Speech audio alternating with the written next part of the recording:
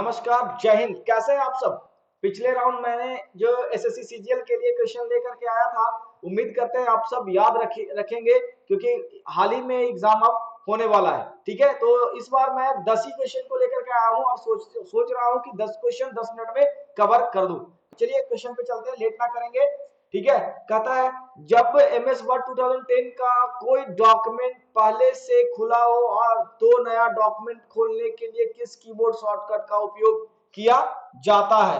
यानी कि क्या कर रहा है, एक नया डॉक्यूमेंट जो खुला हुआ है उसके बाद फिर हमको ओपन करना है। तो सबसे पहले हम क्या करते हैं, विंडवर्ड को ओपन कर लेते हैं अपने कंप्यूटर में। और इसको देखिए, ये एक हमारा क्या हो रहा है, पहले से डॉक्यूमेंट ओपन हो गया और नेक्स्ट डॉक्यूमेंट को ओपन करने के लिए यानी कि नया डॉक्यूमेंट लेने के लिए न्यू बटन को क्लिक करते हैं ना। हाँ, तो न्यू बटन का शॉर्टकट की है कंट्रोल एन। कंट्रोल एन कीजिएगा, एक नया आपका क्या आ जाएगा डॉक्यूमेंट। देखिए मैंने 2 राउंड कंट्रोल एन किया, यानी कि टोटल 3 विंडो होगा। क्यों? क्योंकि एक तो पहले से ही खुला हुआ था, तो टोटल 3 विंडो नया हमारा आ गया है। ठीक है, तो इसका जो आंसर होगा हमारा, ये हमारा कंट्रोल एन होगा। देखिए यहाँ पर दो कंट्रोल एन है, तो दोनों ही हमारा सही है। ऑप्शन बाय मिस्टेक टाइप हो गया है, कोई बात नहीं।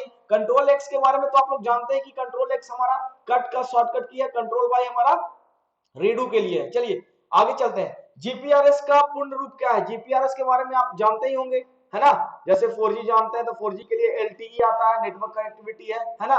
उसी तरह ये जो जीपीआरएस है हमारा, वो 3G और 2G के लिए हुआ करता था। ठीक है ना, इंटरनेट के लिए, मतलब नेटवर्क कनेक्टिविटी है जिससे हम लोग इंटरनेट कनेक्ट कर पाते थे। तो जिसका जीपीआरएस का जो फुल फॉर्म यानी कि पूर्ण रूप है, वो है हमारा जनरल पॉकेट रेडियो सर्विसेज। ठीक है ना, ये आपका सी आंसर सही है।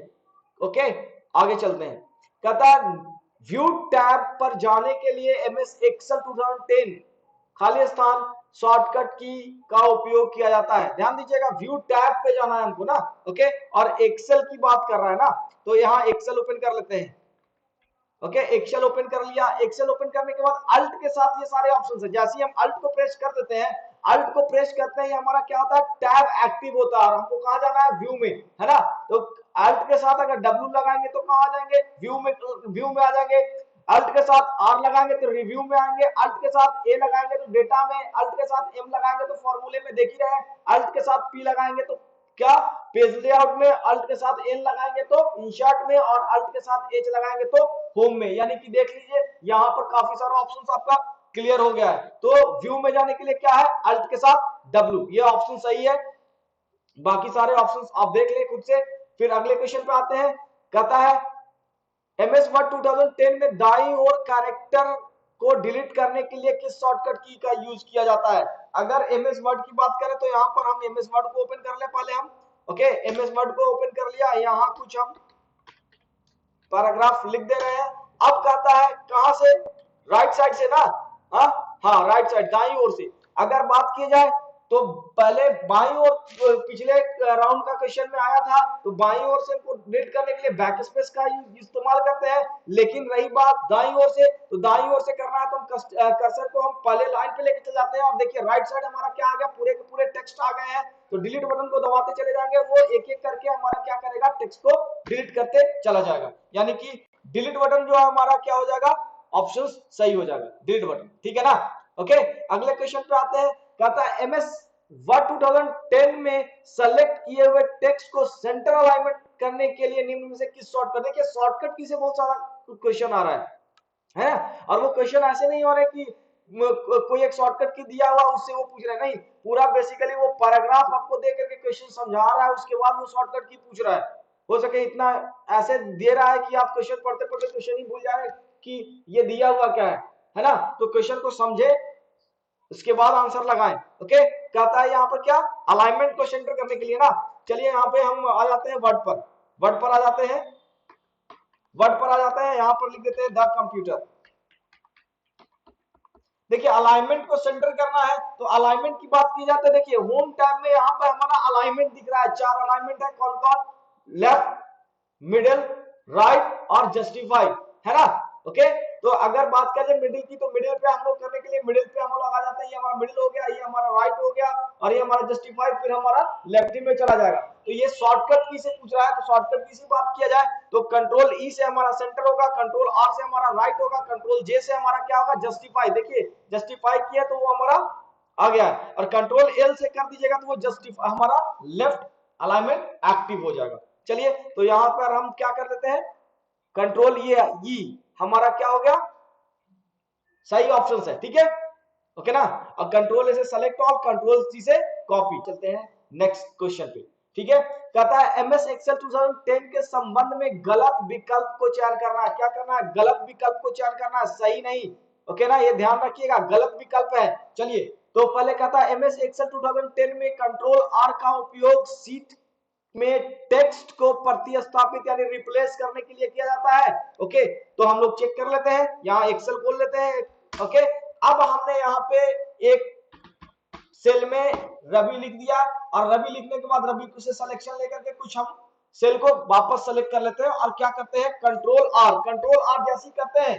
ओके, तो ये पूरे सीट में नहीं किया, बल्कि एक वो करंट रो में ही पूरे में क्या किया, रिप्लेस किया, यानी कि यहां पर पहले ही ऑप्शन हमको क्या मिल गया है, गलत, यानी कि यहां पे आंसर क्या हो जाएगा, और आगे तो आप देख लें, एक दो क्वेश्चन पढ़ के हम समझा देते हैं। एमएस एक्सेल 2010 में कंट्रोल प्लस एच का उपयोग सीट के भीतर टेक्स्ट को प्रतिस्थापित यानी रिप्लेस में किया जाता है।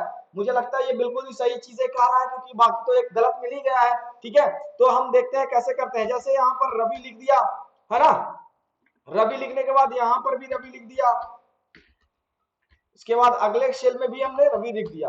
अब कहता है कंट्रोल एच जैसे प्रेस करते हैं, यहाँ पर रिप्लेस का ऑप्शन हमको ओपन हो जाता है, रिप्लेस का डायलॉग बॉक्स ओपन हो जाता है। अब यहाँ पे फाइंड के पास जाएंगे, और यहाँ हमने लिख दिया रवि लिख करके यहाँ पहले सेल पर हम क्लिक कर देते हैं, एक्टिव कर देते हैं, क्योंकि ये जो फाइंड करेगा कहां से करना इसको है, पहले सेल से डेटा को देखना है, ठीक है ना। तो यहाँ आ गया, फिर से कंट्रोल एच कर दिए, और यहाँ फाइंड विथ में रवि को चेंज कर रहे हैं क्या, मोहन में, तो मोहन लिख देंगे रिप्लेस विथ में, और जैसे रिप्लेस ऑल करेंगे, जहां जहां सेल में हमारा रवि था वो हमारा क्या कर दिया है, मोहन, ठीक है। तो नेक्स्ट आते हैं आंसर, ठीक है। तो ये हमारा क्या है, ये ध्यान रखिएगा कि जो हमारा सेल है, सेल में किसी भी टेक्स्ट को रिप्लेस करना है तो कंट्रोल एच, ऐसे भी आपका वो एक्सेल का हो या वर्ड का हो या हमारा वर्डपैड का हो या नोटपैड का हो, अगर रिप्लेस करना है वर्ड को तो कंट्रोल एच ही हमारा शॉर्टकट की होगा। उसी तरह बाकी सारे पढ़ के आप लोग समझ जाए क्या है, क्योंकि 10 मिनट में वीडियो खत्म करना है। फिर कहता है क्रोम ब्राउजर में डाउनलोड विंडो खोलने के लिए निम्न में से कौन सी कीबोर्ड का उपयोग किया जाता है। देखिए क्रोम में डाउनलोड विंडो खोलना, डाउनलोड जहां जहां चीजें हम लोग सारे डाउनलोड करते हैं उसका जो हिस्ट्री होता है, ये हमारा डाउनलोड विंडो कहलाता है। ओके, अब यहां से हम आकर के क्रोम ओपन कर लेते हैं, क्रोम का एक्सटेंशन दे करके, ओके, ये हमारा एग्जीक्यूटिव दे करके ये हमारा क्रोम ओपन हो गया है। अब चलिए यहां पर हम क्या करते हैं, अपने क्रोम के होम स्क्रीन पे आ चुके हैं, और कहता है कि डाउनलोड बटन को, डाउनलोड विंडो को खोलना है, तो कंट्रोल के साथ जे को प्रेस कीजिएगा, यहाँ हमारा क्या आ जाएगा, डाउनलोड, कंट्रोल के साथ जे को क्लिक कीजिएगा, ये हमारा डाउनलोड का जो टैब है वो आ गया, यानी कि सही ऑप्शन क्या है, कंट्रोल जे, अल्ट जे ना हमारा डाउनलोड ऑप्शन खुलता है, ठीक है। और आपका अल्ट डी से क्या होना है, देखिए ये क्रोम ब्राउजर में आते हैं और अल्ट डी को प्रेस करते हैं, तो यहां से क्या होता है, हमारा जो यूआरएल बॉक्स है वो हमारा एक्टिव होता है अल्ट डी से। अगला ऑप्शन क्या है, अल्ट डी के बाद क्या है, कंट्रोल डी की बात की जाए तो कंट्रोल डी से हमारा क्या हो जाएगा, कंट्रोल डी से हमारा बुकमार्क जो ऑप्शन है वो हमारा ओपन होता है। समझ रहे ना बात को, ये सारे ऑप्शंस को याद रखिएगा, ओके। तो ये जो हमारा ऑप्शंस है डाउनलोड टैब ओपन करने के लिए क्या है, कंट्रोल जे, ओके। आगे चलते हैं नेक्स्ट क्वेश्चन पे। एमएस एक्सेल 2010 और उससे ऊपर के वर्कशीट में एडिट मोड को इनेबल करने के संदर्भ में निम्नलिखित में से कौन सा विकल्प सही है।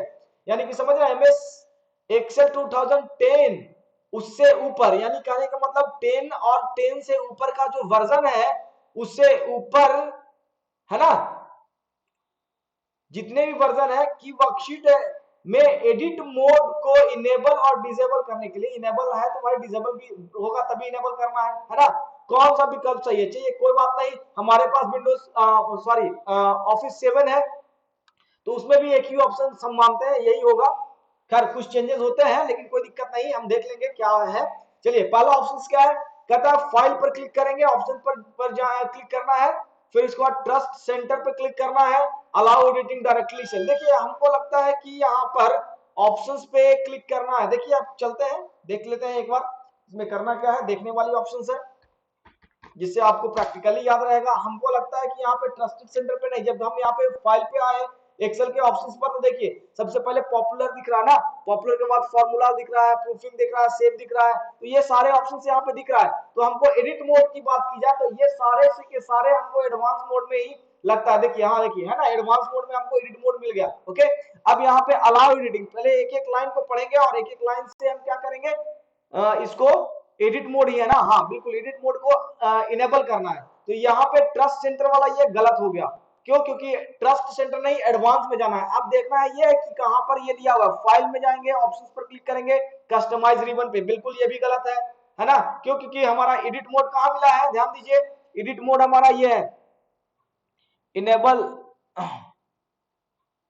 है ना, अलाउ एडिटिंग डायरेक्टली, ये एडिट मोड यहाँ पे ऑप्शंस ऐसे एडिटिंग का सारा ऑप्शंस एडवांस में ही है, तो यहाँ से भी आप देख सकते हैं। ओके, फिर अगला कहता है फाइल पर क्लिक करेंगे, ऑप्शन एडवांस पर जाएंगे, एडिटिंग ऑप्शन में जाएंगे, अलाउ एडिटिंग, ये बिल्कुल सही आंसर है। ठीक है, तो ये भी आपका गलत आंसर होगा। ठीक है, क्लियर है ना, तो आपका सी सही आंसर हो गया। ओके, चलते हैं नेक्स्ट क्वेश्चन पे। कहता निम्नलिखित में से कौन सा वैध यानी वैलिड एमएस एक्सेल 2010 में मैथ फंक्शन है। मैथ फंक्शन की बात किया जाए तो यहाँ पर बेस भी हमारा मैथ फंक्शन है, ऑफ हमारा कोई फंक्शन नहीं होता है, मोड क्या है हमारा मैथ फंक्शन है, और भी हमारा मैथ फंक्शन है। बेसिकली जो बेस है हमारा मैथ फंक्शन वो जो है एक्सेल 2013 से लॉन्च किया गया, उसमें मतलब ये क्या उसको बोलते हैं प्रोग्राम किया गया है। बाकी के बाकी हम आपको दिखा देंगे क्यों, क्योंकि मेरे पास अभी 7 एक्सेल है। ओके, ऑड की बात किया जाए तो ऑड जो हमारा नंबर क्या होता है 9 हमारा ऑड नंबर है, तो ये हमारा 8 जो है इवन है। तो इवन की बात की जाए तो यहाँ पर अगर इवन दिया हुआ है ऑड निकालना है तो ओडीडी फॉर्मूले का इस्तेमाल करेंगे और जहां नंबर कहता है वहां इस सेल को लेकर के एंटर लगाएंगे, ये हमारा ऑड नंबर दे देगा। उसके बाद क्या था ऑप्शंस, उसके बाद मोड की बात करते हैं तो एमओडीई, एमओडी मोड की बात की जाए तो जैसे यहाँ पर हमारा 9 है, हाँ अगर हम यहाँ पे 2 से इसको डिवाइड करना चाहते हैं तो मोड का ऑप्शन क्या करता है इक्वल टू एमओडी लगाएंगे, तो यहाँ पर जो रिमाइंडर वैल्यू होगा, देखिए नंबर यहाँ पूछ रहा है ना, नंबर कॉमा डिवाइजर, है ना, डिवाइजर जो है हमारा यहाँ क्लिक करेंगे तो ये रिमाइंडर वैल्यू को हमारा मोड ऑप्शन देगा। ये भी हमारा क्या है मैथ फंक्शन ही है। ओके, तो ऑफ कोई फंक्शन नहीं होता, यानी कि जो वैलिड मैथ फंक्शन कौन नहीं है, ये हमारा ऑफ, ये हमारा वैलिड मैथ फंक्शन नहीं है। अगला कहता है निम्न एमएस वर्ड 2007 में किस मेन्यू टैब के अंतर्गत पेज सेटअप विकल्प आमतौर पर उपलब्ध होते हैं। यानी देखिए पिछले राउंड हमने एक बात कही थी कि कौन से टैब में, ये एक क्या कर रहा है वर्ड कर रहा है ना, तो वर्ड को ओपन कर लेते हैं, विन वर्ड। हमने एक बात कही थी कि कोई ऐसा भी क्वेश्चन हो सकता है कि ये भी पूछ दे कि किस टैब के अंदर कौन सा ऑप्शन है ना। तो ये बिल्कुल आपको हम बताया था कि जिस समय हम वर्ड का क्लास लेंगे बिल्कुल आपको एक एक ऑप्शंस पता होगा, एक एक सेटिंग्स के बारे में पता होगा। जैसे अभी एक्सेल में पूछ दिया एडिट मोड के बारे में ना, वो भी चीजें आपको याद रखनी पड़ेगी, है ना। तो ध्यान रखिएगा, अभी अभी बात कर रहा था पेज सेटअप की बात कर रहा था ना, क्वेश्चन पे आते हैं पेज सेटअप ऑप्शंस। ठीक है, तो पेज सेटअप ऑप्शंस की बात करें तो पेज लेआउट में आपको यहाँ पर पेज सेटअप ऑप्शंस दिख जाएगा। देखिए ये हमारा जो ऑप्शन है पेज सेटअप कहाँ है, पेज लेआउट के अंदर। तो यहाँ बात की जाए पेज लेआउट है, हाँ बी बिल्कुल आपका बी ऑप्शन सही है। ठीक है, रिव्यू अलग है, इंसर्ट अलग है, ये सब में आपको देखिए रिव्यू अलग है, इसमें आपको कोई पेज सेटअप नहीं मिलने वाला, व्यू अलग है, इंसर्ट अलग है, ये इस तरह से सारे ऑप्शन टैब है। ओके, चलिए ये हमारा 10 क्वेश्चन सही हो गया आपका। ठीक है, 10 मिनट में 10 क्वेश्चन आप करें, डेली बेसिस पे अगर 10-10 क्वेश्चन कीजिएगा ना, अभी से काफी सारा क्वेश्चन आपको ध्यान होगा और अच्छे से एग्जाम निकाल पाइएगा। ठीक है, मिलते हैं ब्रेक के बाद, जय हिंद।